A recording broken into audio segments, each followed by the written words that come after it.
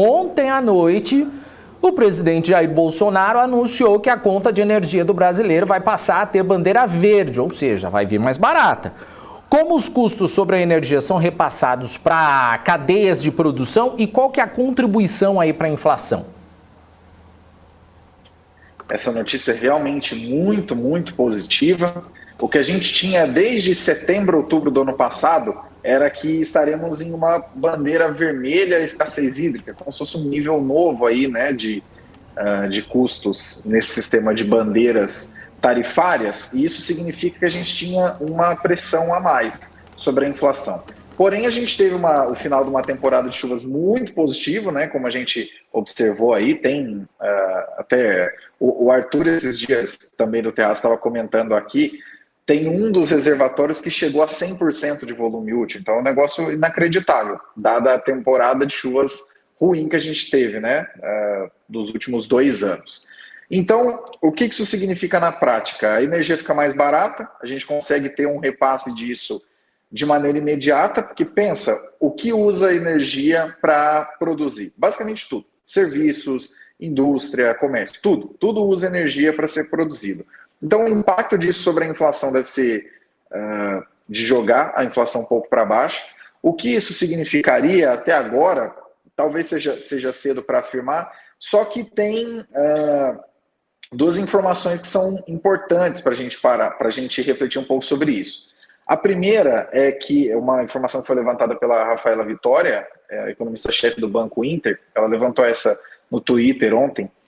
Apenas 40% das visões consideradas no último Copom levavam em conta que em 2022 a gente teria bandeira verde ainda, o que, sinceramente, me parece um atraso absoluto, porque no último Copom já se tinha informação a respeito de uma temporada de chuvas muito mais positiva do que se esperava, né? Muito acima da média. Então, quer dizer, essa possibilidade de bandeira verde já era maior. Mas isso, por outro lado, significa que o Copom estava considerando um cenário de pressão na inflação por essa magnitude, mais afetado, vamos dizer assim, puxando mais para cima da meta do que o que de fato a gente vai ter. Então, na prática, se vai ser 0,2, vai ser 0,3 nos próximos meses, isso realmente não muda muito. O que importa é que a gente volta a ter os custos normalizados em bandeira verde agora, a partir do dia 16, se eu não estiver enganado.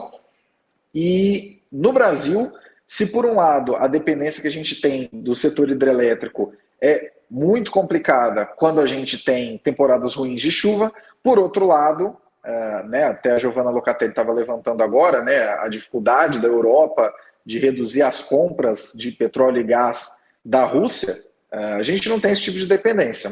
2/3 da nossa geração de energia no Brasil, ela vem de hidrelétricas. Então, quer dizer, é o tipo de pressão que os europeus estão passando esse ano, muito provavelmente os americanos também vão passar em parte, mas nós aqui no Brasil não vamos ter, pelo menos por este lado. E também adiciona um ponto. Um outro item que pesa bastante na inflação e que é relacionado à energia é o preço dos combustíveis. E agora, segundo o levantamento do Twitter Clube do Pai Rico, que eu acho muito bom, recomendo que vocês sigam, na atual cotação de dólar e de petróleo, os nossos preços já estão ligeiramente acima do patamar internacional. Então, o que isso significa? Agora, em março, nós tivemos um super aumento, um aumento enorme aí, né, no preço dos combustíveis, e isso teve um impacto na inflação. Não estou dizendo, e seria muito pretensioso dizer, a Petrobras vai diminuir os combustíveis a partir de agora. Porém, subir essa pressão altíssima sobre os combustíveis, que era uma possibilidade muito palpável até pouquíssimo tempo atrás, provavelmente isso não vai acontecer. E o que dependeria agora, né, que nem eu acabei de dizer, os preços nossos aqui já estão, segundo as cotações internacionais, acima dos preços internacionais. A única coisa que acaba segurando de ter uma queda é a safra da cana, que, pelo que eu tenho pesquisado ultimamente, ela tem sido prejudicada. E para você que não conhecia essa informação, 27% da gasolina que você abastece, quando você abastece com gasolina, na verdade é álcool. Então, quer dizer, se o preço do álcool estiver subindo, né, se a safra da cana não estiver muito positiva, E isso acaba pressionando para cima, ainda que a cotação do petróleo e a cotação do dólar tenham caído, e as duas caíram muito, né? O petróleo chegou a bater quase $140 em meio a todas as questões aí da guerra, de diminuição de oferta e tudo mais. Agora está na casa de $100 de novo. E o dólar, que estava na casa de 5,70, chegou, né, até 5,80, algumas previsões levavam que superaria 6, está em 4,70, 4,60 agora. Então, né, enfim, entre 4,60 e 4,80, tá, pessoal? Não vamos bater tanto nesse rigor técnico imediatista. Mas o fato é que nós tivemos uma queda razoável do petróleo, uma queda razoável do dólar, e isso deve impactar. Essas duas notícias são muito positivas para a inflação. Ainda assim, a gente deve fechar com chances muito elevadas com a inflação acima do teto da meta, mas no horizonte relevante de inflação, que é 2023 em diante, que é o que o Banco Central já está observando, muito provavelmente a situação já está bem mais controlada. E talvez os juros não subam muito mais, né? Até agora o Roberto Campos Neto tem sinalizado que devemos ter mais um aumento de 100 basis points, o que levaria a Selic de 11,75, onde ela está agora, para 12,75. Talvez, estou jogando aqui pretensiosamente como economista, talvez isso signifique que tenhamos aumentos menores para chegar nesse valor e não, vamos aumentar 100 basis points e esperar, porque talvez isso pressionaria um pouco além do necessário.